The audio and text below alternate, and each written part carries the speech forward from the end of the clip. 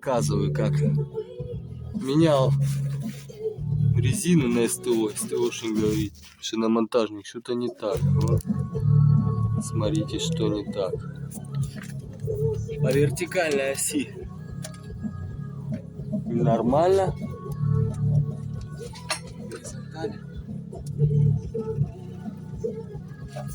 То есть видите, да? Вот сюда смотрим, а именно вот сюда, на шаровую.